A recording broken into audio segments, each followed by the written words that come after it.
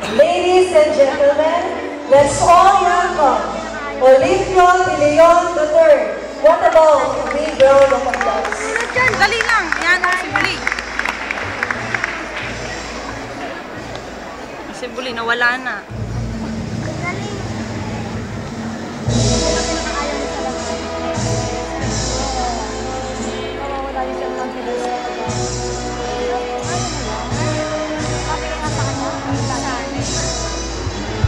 May dalungtong naman.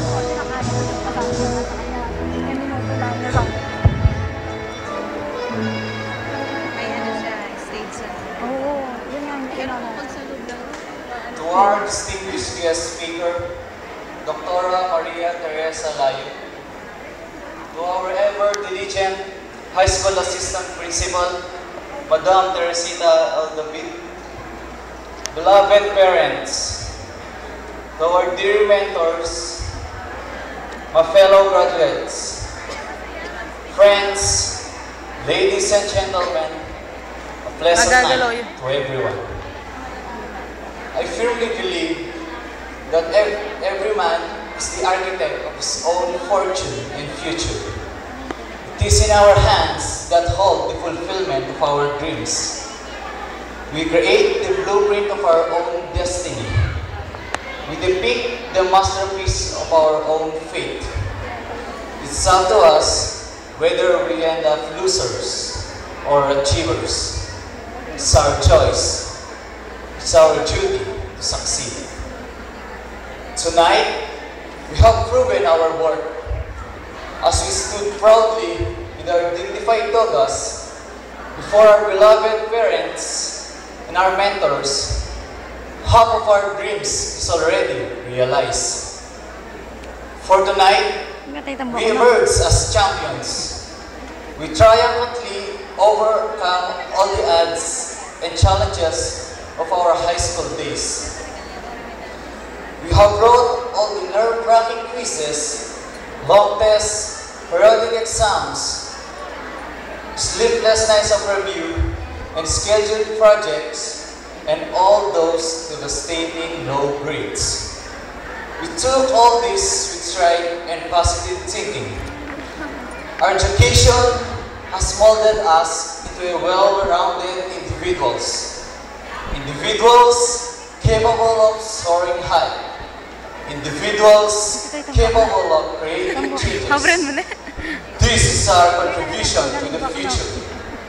What we become will greatly affect our country's fate and progress. It will change the lives of others, more particularly the lives of our families.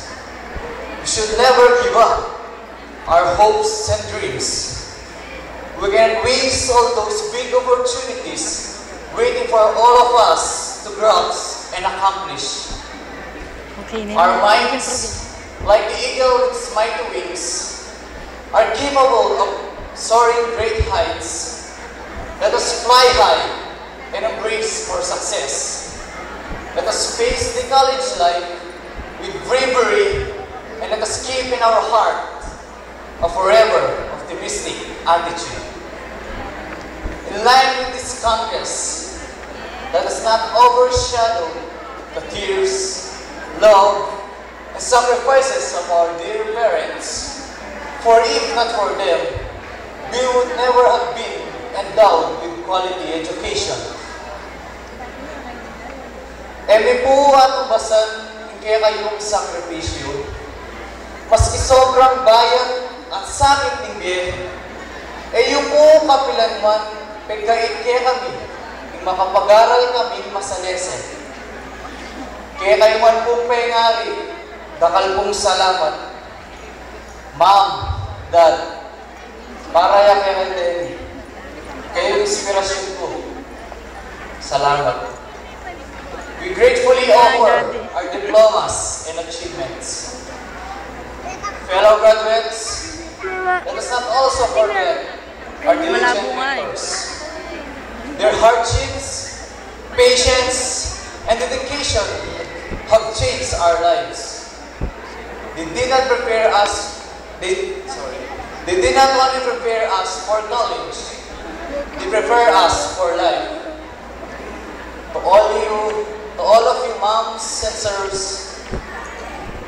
special love have changed our lives.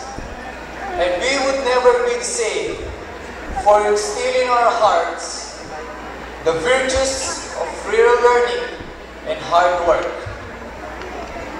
Lastly, fellow graduates, as we leave the portals of the Santa Cruz Academy, let us not also forget our beloved alma mater. Napalpan si Bule. Shall Madali, last madilim. for the past 4 years, through thick and thin. We created this academy, all heartwarming memories worth keeping for countless years. We are indeed grateful that once we have been part of this loving and caring community. So now, as we end one chapter in our lives, I think it's important to realize that we're starting another one. There's a reason why they call this a closing exercise. It's a beginning, not an end. After tonight, we will all go our separate ways. Some of us will stay in touch, others we may never see again. But regardless of where we go, we will all have our memories of the past. 6 minutes siya. More importantly, our goals for the future. Picturean ni Bule. Picture ko ni. Our future is what counts and matters. And above all, thank our Heavenly Father, for He is the reason why we are able to stand before you tonight. Let us not live this life for ourselves, but live it for God. And through that, make an impact on our world. And so, instead of a final farewell to the batch of 2009, I'd like to give the first wish of good luck. Congratulations, and may God bless us all. Thank you.